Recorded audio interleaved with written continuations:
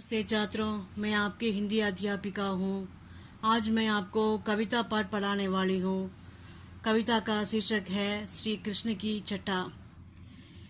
ये प्रिय प्रवास कविता से ली गई है। इसका कवि का नाम श्री अयोध्या सिंह उपाध्याय हरिहौद हैं। इनका जन्म 1865 में हुआ कि मृत्यु 1945 में हुआ। श्री अयोध्या सिंह उपाध्याय हरिहौद का जन्म उत्तर प्रदेश के निज़ामाबाद में हुआ। उनकी शिक्षा दीक्षा उनकी चाचा की देखरेख में हुई। भारतेंदु युग में वे साहित्य क्षेत्र में आए। पहले वे ब्रजभाषा में रचनाएं करते थे। द्विवेदी युग में उन्होंने कड़ीबोली में लिखना शुरू किया। वे भावुक कवि थे, यानी कि भावुक माने इमोशनल। वे भावुक कवि थे और उपदेश आचार्य भी। वे सुधारवादी थे। सुधारवादी का मतलब रिफॉर्मिस्ट। उन्होंने पति प्रेमिका, जाति प्रेमिका, देश प्रेमिका आदि नवीन नायिकाओं की सृष्टि की है। ये सब पति प्रेमिका, जाति प्रेमिका, देश प्रेमिका, ये सब कैरेक्टर हैं। फीमेल कैरेक्टर, नायिका, नायिका माने फीमेल कैरेक्टर्स। उनकी प्रसिद्ध रचनाएं हैं प्रिय प्रवास, चुभते चौपदे। श्री कृष्ण की छटा प्रिय प्रवास काव्य से दिया गया है। उनकी प्रसिद्ध रचनाएं प्रिय प्रवास और चुभते चौपदे हमारे पाठ्यक्रम में दिए गए वह प्रिय प्रवास से ली गई हैं। श्री कृष्ण दिन भर गोचारण करके गोधूली बेला में गोकुल को लौट रहे थे। उस समय उनके सौंदर्य का वर्णन कवि यों कर रहे थे। गोचारण का मतलब गायों को चराना। ये पंक्तियां प्रिय प्रवास के प्रथम सर्ग से ली गई हैं। अब कविता इस प्रकार है। इधर गोकुल से लंता गड़ी है, उमकती अति आनंद भी पगी। उधर आ पहुंचे बलवीर की विपुल धेनु विमंडित मंडली। खूब शोभित गोरज बीच से निकलते व्रज वल्लभ यों लसी। मैं फिर से पढ़ती हूँ। इधर गोकुल से जनता कड़ी, उमगती आती आनंद में पगी। इसका मतलब गायों को चराने के बाद श्री कृष्ण गोकुल लौट रहे थे। उनको देखने की इच्छा से गोकुलवासी निकले थे। उधर आ पहुंची बलवीर की विपुल धेनु विमंडित मंडली। धेनु विमंडित माने अधिक गाय। धेनु का मतलब गाय। विपुल धेनु विमंडित मंडली ककुब शेबित गोरज बीच से निकलते व्रज वल्लभ यों लसी। इसका मतलब जो ही वे निकले त्यों ही श्री कृष्ण गायों के मंडली के साथ आ पहुंचे। से देखने से धूल के बीच से निकलने वाले श्री कृष्ण बहुत सुंदर से। कदन ज्यों करके दिशि कालिमा विलसता नभ में नलनिश। अतशी पुष्प अलंकृत कारिणी सुचवी नीर सरोरुह वर्धिनी। नवल सुंदर श्याम शरीर की सदल नीरसी कलकांति थी। का मतलब दूसरा स्टैंजा है। कदन ज्यों करके दिशि कालिमा विलसता नभ में नलनिश। इसका मतलब क्या है? अंधेरे को चीरकर निकलने वाले सूरज के समान श्री कृष्ण गोधूली के बीच से निकले। अतसी पुष्प अलंकृत कारिणी सुचवी नीर सरोरुह वर्धिनी। वे अपने गले में वन पुष्पों को माला पहने थे। श्री कृष्ण नीलकमल के समान सुंदर थे। नवल सुंदर श्याम शरीर की सजल नीरसी कलकांति। इसका मतलब उनका रंग काला था। वे काले बादल के समान सुंदर दिखते थे। मैं फिर से कहती हूँ। कदन ज्यों करके दिशि कालिमा विलसता नभ में नलनीश। इसका मतलब अंधेरे को चीरकर निकलने वाले सूरज के समान श्री कृष्ण गोधूली के बीच से निकले। अतसी पुष्प अलंकृत कारिणी सुचवी नीर सरोरुख वर्धिनी। इसका मतलब वे अपने गले में वन पुष्पों की माला पहने थे। श्री कृष्ण नील कमल के समान सुंदर थे। नवल सुंदर श्याम शरीर की सजल नीरज सी कलकांति। उनका रंग काला था, वे काले बादल के समान सुंदर थे। तीसरा पंक्ति इस प्रकार है। विलसता कटी में पट पीता, रुचिर वस्त्र विभूषित गात्रता, लस रही उर में वनमालती, कल दुकुल अलंकृत स्कंद था। फिर से मैं कहती हूँ, विलसता कटी में पट पीतता। विलसता कटी में पट पीतता, इसका मतलब कृष्ण के कंधों पर, कृष्ण के कंधों पर रेशम कपड़ा था। रेशम माने सिल्क, पट, पट माने सिल्क। रुचिर वस्त्र विभूषित घात था। उनका शरीर लाल रंग के कपड़ों से शोभित था। उनका शरीर लाल रंग के कपड़ों से शोभित था। लस रही उर में वनमाल थी। उनके गले में, यानी कि श्री कृष्ण के गले में फूलों की माला थी, बहुत सुंदर था। कल दुकुल अलंकृत स्कंद था।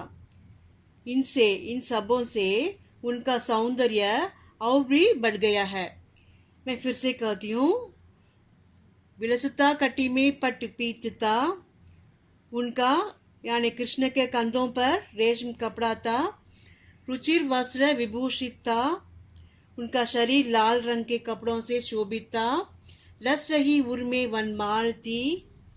उनके गले में फूलों की माला थे। कल दुकुल अलंकृत स्कंद थे। इन सब से यानी कि इससे उनका सौंदर्य और भी बढ़ गया। मैं पहले से कहती हूँ, गायों को चराने के बाद श्री कृष्ण गोकुल लौट रहे थे। उनका देखने के इच्छा से गोकुलवासी निकले थे।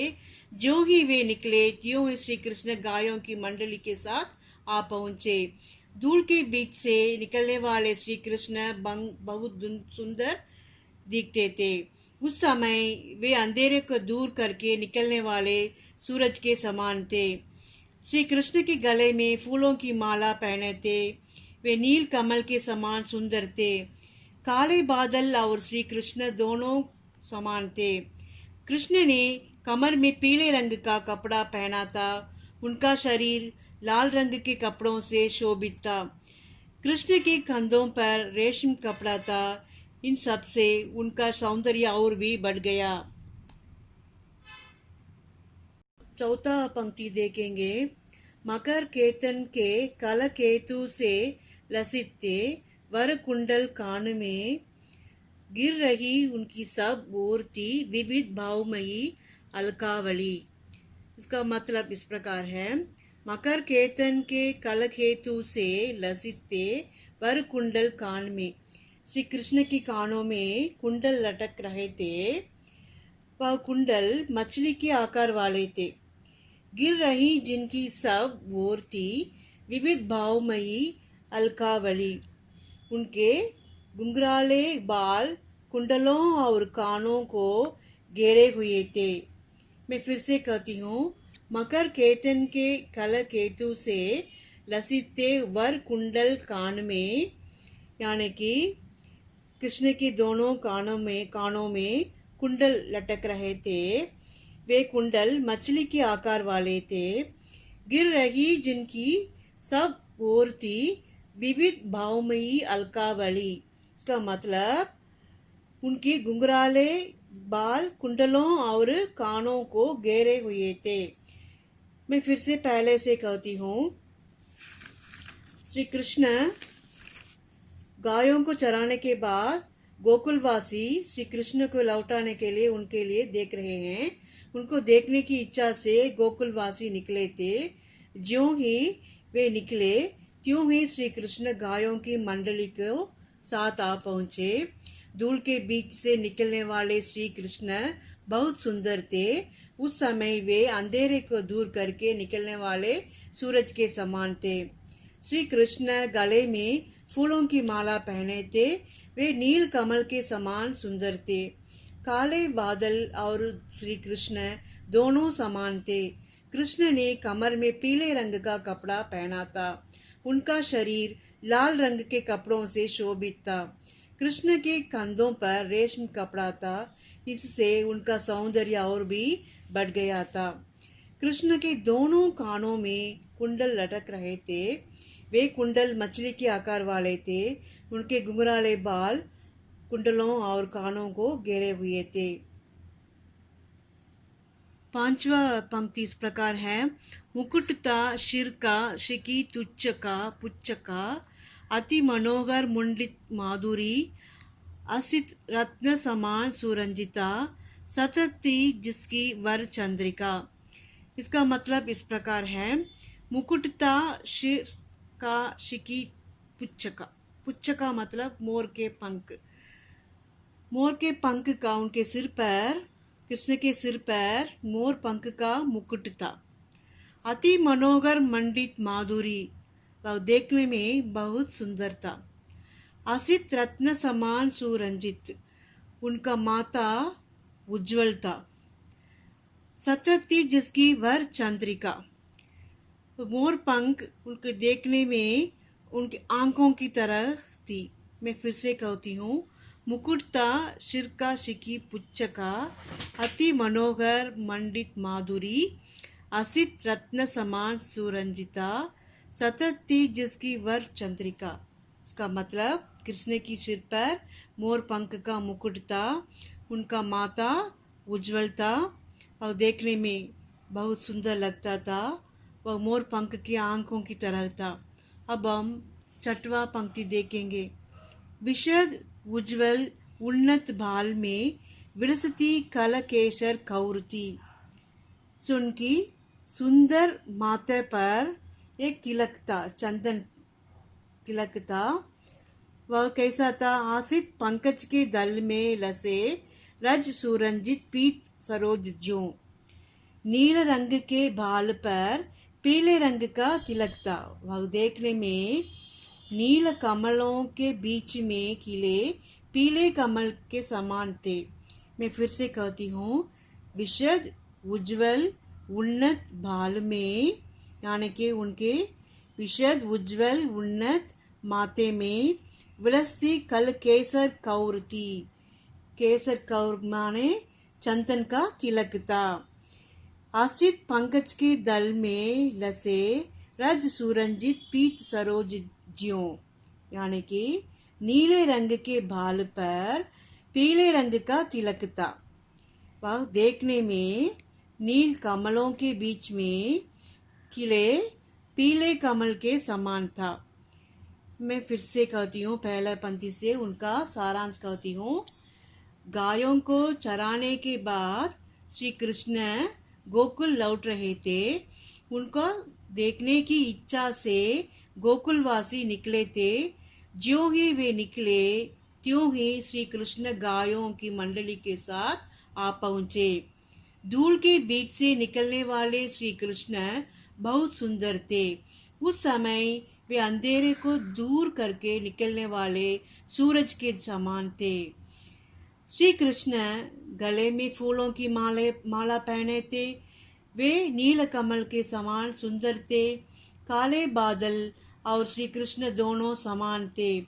कृष्ण ने कमर में पीले रंग का कपड़ा पहना था। उनका शरीर लाल रंग के कपड़ों से शोभित था।